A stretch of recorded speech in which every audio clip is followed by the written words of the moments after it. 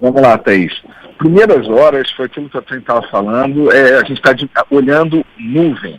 Pode mudar a qualquer momento. Porém, nessa análise que a gente fez de 4 milhões de perfis, 2 milhões de oposição e 2 milhões de situação, primeiro, olhando o geral, é 60% de ataque, 40% de defesa, o que é normal, porque sempre que você tem algum fato de ataque, inicialmente ele é mais mobilizador nas primeiras 48 horas, isso para qualquer bolha, ok?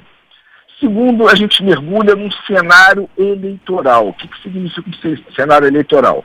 Quando duas bolhas estão em total desacordo, igualzinho se a gente tivesse em setembro e outubro do ano passado. Separando as duas bolhas, no perfil de apoio ao presidente, 60% de ataque à mídia. 2 milhões de perfis analisados, que a defesa foi atacar a mídia.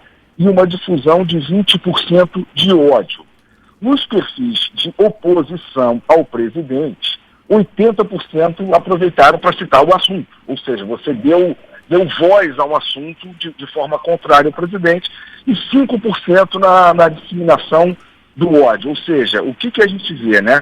Esse fato fica muito claro, Thaís, que você deu assunto para a oposição, algo que é quase assim um desdobramento de tudo que se fala do Queiroz. Por que a gente volta a falar do Queiroz? Por uma razão. Em 44 semanas desse ano, o assunto Queiroz nunca saiu de ser entre os 5 assuntos mais citados na bolha política de oposição. Isso é muito grave. Uma falta de solução num assunto, ela trouxe esse tipo de crise, que também me parece, eu ouvi o que o Andreasa, o que o Rodolfo falou, também me parece muito claro que não existe nenhum envolvimento direto, mas existe uma citação, é fato. Agora, o destempero que veio depois disso que é o que começa a me assustar, isso a gente tem que dividir.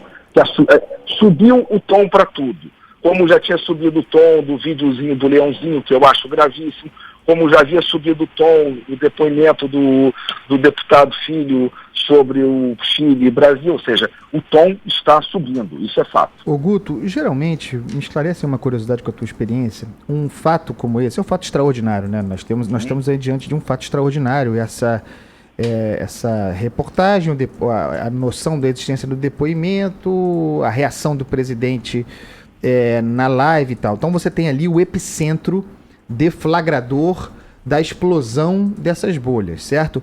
Qual é a curva de normalidade nisso aí? Quer dizer, quanto tempo dura o auge desse tempo? Como amadurece? Geralmente, em quanto tempo essa bolha volta, digamos assim, ao seu leito normal? É exatamente o que a gente está vivendo. A gente está vivendo um ensaio ao vivo. Você tinha, mais ou menos, nos governos anteriores, até chegar este governo, você tinha um momento de entrada, maturação e quase um momento que o assunto deixava de ser interesse. Ele, salvo se não fosse alimentado, ele tendia a morrer em 5, 6 dias. O que a gente está vivendo agora? Os assuntos, ao mesmo tempo que eles explodem com muito mais intensidade do que se explodia no passado, e estão ficando na base de desdobramentos. Ficou diferente, Andreas. A gente está vendo agora, é quase que fosse novela.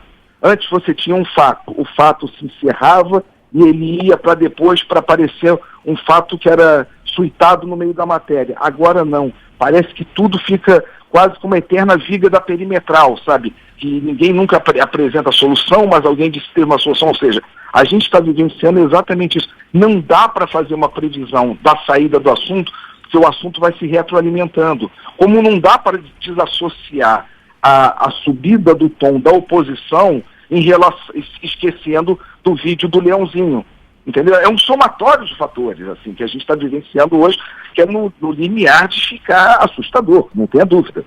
Né? Agora, Guto, algo a acrescentar aí de números de informação que você pode levantar desse caso? O que eu posso acrescentar é que precisa esperar um pouco o assunto, porque o assunto alegado não é um assunto que cabe nem impeachment, mesmo que se comprovasse, o que não me parece factível, o envolvimento, não seria um assunto de impeachment. Então, eu não sei, às vezes, o que a bolha de oposição pega e se comemora uma fragilidade nesse assunto, que não é assunto para ninguém comemorar, Rodolfo. Assim, nem oposição, nem situação aproveitar isso para atacar instituições e imprensa. Para situar o que o Guto está dizendo, o presidente não pode ser investigado por, entre aspas, crimes, ocorrências pretéritas, né, na vigência do seu mandato. Tampouco este caso se encaixaria no típica improbidade administrativa que poderia levar a um caso de impeachment. Crime de responsabilidade. Crime de responsabilidade. Então, é isso, é onda, é exploração, é partidarização da questão. E a gente precisa botar sempre a bola no chão e a gente está fazendo isso aqui agora. Bom, de qualquer forma a gente vai acompanhar, óbvio, continuar acompanhando essa temperatura de perto com o Guto e, óbvio, o caso também, para que a gente volte a falar aqui na programação da Band News FM a qualquer momento, com qualquer novidade também. Guto, se não tiver nada a acrescentar, um grande abraço a você e até quarta que vem. Grande abraço, até quarta-feira que vem, ou em qualquer edição extraordinária, como eu acredito que a gente possa estar se falando no correr de aqui até quarta-feira. Até ontem à noite o Guto ia trazer a repercussão do debate guerra, né, entre aspas, queda de braço, Crivella e Lanza da linha amarela. Aí sai uma informação como essa, as redes sociais... Crivella e Lanza, a gente quer mais... Crivella e Lanza é o assunto paraíso. Putz... Valeu, Guto, abraço. Abraço, tchau, tchau.